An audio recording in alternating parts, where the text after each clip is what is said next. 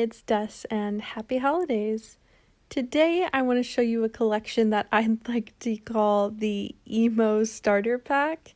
It's a collection of random artwork, journals, and just overall cringy things from when I was 11 to 14 years old. Scene hair. So come along with me on this journey, and I want to start with the first thing in the collection. I made this book in 6th grade and gave it to my mom for Christmas. It's spooky and festive. I'm going to read you a couple of passages from it and show you the corresponding images.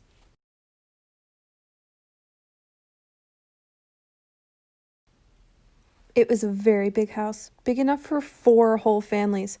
4 whole families. It had gray paint and very few windows. 6. The seller of the house, she turned to look at me, and when her eyes met mine, they were cold, dark, and piercing through me as if I was jello. She was the heart of my nightmares. She was staring at me, with eyes that were no longer there, empty holes in her skeletal bonehead.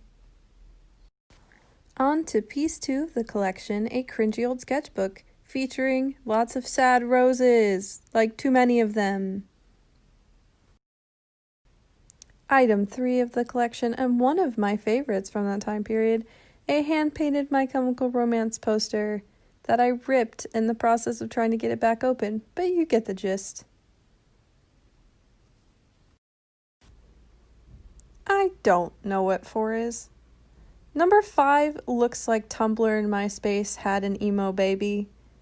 I really thought I did something very cool with this, and it sat on my closet door next to all of my Twilight posters for several years. I will say, though, that the glittery spiders are very festive. I get that they're spooky, but also they could belong in a Christmas movie. You know? On to number 6 and 7, which are collages. This one has a photocopy of a My Chemical Romance and Blink-182 concert. Also, me meeting the Plain White Tees up in the corner. And if that isn't mid-2010s, I don't know what is. For the next one, we have a bunch of very edgy words. Bone breaker? Hard? Why? I don't know. I had a weird thing with clowns.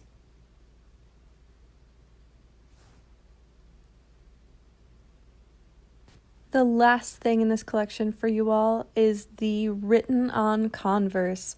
The first shoe says compassion, but I ran out of space, so it just says compass. Next we have be comfortable in your own shoes. That was a little on the nose. And the last remaining gem of these shoes is the blacked out middle finger because the lunch lady yelled at me when I was showing my friends. Thank you all for listening and watching this collection story time with me about my emo phase. I love you all, and I hope you have a safe and wonderful holiday with your families. If you ever want custom Converse, though, do let me know. Hi friends, happy holidays. Today I'm going to be reading a couple different entries from a couple different journals. And we're going to start off with Journal for Everything. This one's from around 8th grade. So we start off strong on the first page with my crush's name in a secret code. And then we move on to the second page, and we get a little comic series. So here's our main protagonist. It's this little stick figure guy with a mustache that says he's saying "My Disguise," and then the mustache is $1.99. Anyways, story time. And then here he is in the corner saying "Follow me to the next page." So let's follow to the next page. And then again, on the next page it says story time. And then he says, sorry, that's just so fun. Also, I realized I still had a tag on. Anyways, let's clear our minds and go to a magical land called Tennessee. And then it says, turn page, in case you weren't already planning on turning the page, which, I wouldn't blame you. And then it says, Elizabeth was a young girl who lived on her family farm in Tennessee. And then he quickly cuts it off. He says, this story is boring. Don't you agree? And then there's some little sticky notes here, and he says colors, because I don't know why. And then he says, sorry, about that. Back to business. Just kidding. Business is boring.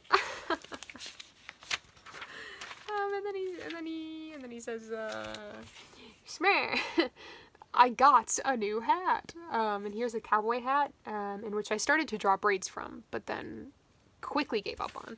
And new boots. These cowboy boots. Aw. And then he says, I'm such a loser. But it's 'cause I'm bored. And then he says, well, anyway, bye. See you next time. And now you can see he has a watch on his wrist, and he's carrying a briefcase. So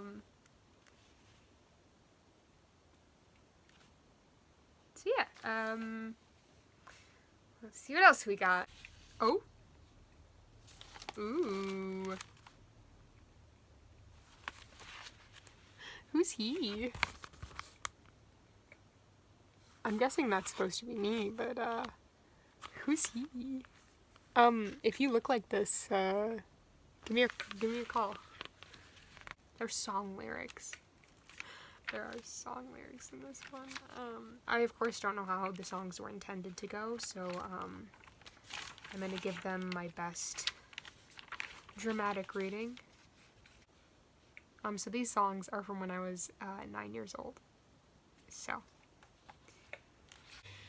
I want to know about your love. Am I the only one you're dreaming of? Just tell the truth, I know you knew. That I loved you. Do you love me too? With every step I take, I'm sure that I made a mistake. And now that you're gone, I just can't move on. I can't take it any longer. I need you. Do you need me too? I want you here. I can't see the world, dear. Come back. Come back. Bangers. Here's a song that I actually remember that I wrote that I actually remember the lyrics to. The tune of, so this is really exciting. It's written in a mini address book right at the front. And here's how it goes. This has got to be like 6 or 7 years old. So here we go. They can't see what you see. They can't hear what you hear. But most of all, they can't feel what you feel. So you gotta stand up, you gotta stand out, so please don't pout. It's not about you, it's about everyone else, so just be yourself. We're best friends. You now, it's true. We're best friends. You, now it me and you. That's it for me. Bye. Have a safe, happy holidays. I'm Lane, and today I'm going to be reading you a story that I wrote when I was 9 years old called The Perfect Ice Cream Cone. So I hope that you enjoy this little holiday story time. The Perfect Ice Cream Cone. Once upon a time, in the town of Jonestown Heights, there was an orphan boy who lived in an orphanage, but ran away. The reason he ran away was because Miss Lacey was very mean and only fed them cereal and popcorn. The boy's name was Thomas, but they called him Tom usually. He had brownish blonde hair that he had to cut himself. He had green eyes, which were rare, and he was 12. One day, when Tom was going for a walk, he noticed that there was a new ice cream shop that had opened just down the street. He walked around the block and saw a piece of paper sticking out from between two buildings. He went up and pulled as hard as he could, and it came out. It was a lottery ticket. Later that day, Tom pulled a penny out of his pocket and then his lottery card. He started to scratch off his card. It said, "Win up to $500. He saw a 5, but then it said $5.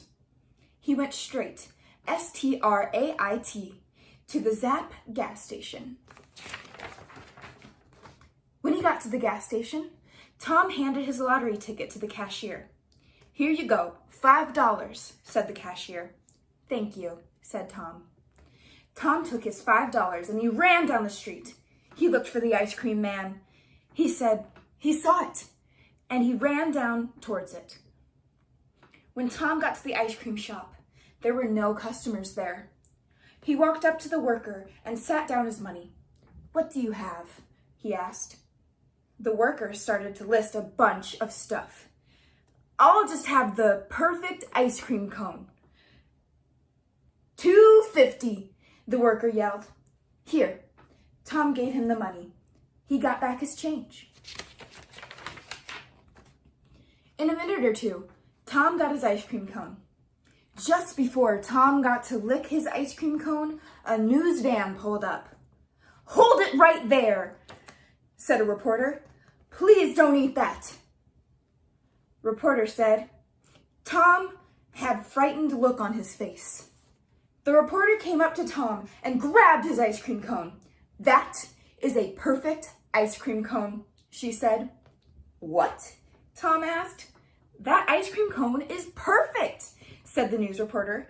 "I would like to do a story about you. Yes or no?" "Sure," hollered Tom. The reporter got to the worker who made the cone. "How about both of you stand together and smile? Snap!" The reporter took the picture. "That will be in the paper," said the reporter. "When?" Tom asked. "Probably tomorrow." "Cool, but I don't have any money to buy a paper," said Tom sadly. "Don't worry, you can work as a reporter with me. I'll buy you one," said the woman. The next day was the best day of Tom's life. He was in the paper and became a famous news reporter. "Wow," he said to himself, every day for the rest of his life. The end. That was The Perfect Ice Cream Cone by 9-year-old Lane. I hope you enjoyed it. Happy holidays. This is a real journal, by the way. Real journal. November 2nd, 2010. Woohoo! Christmas music is finally on the music channels. I absolutely love Christmas music. I'm here alone at the house and I'm rocking the Christmas music. I'm reading all the Christmas facts and catching my brain up to speed. I'm going to take down the Halloween stuff. Danny Ackman.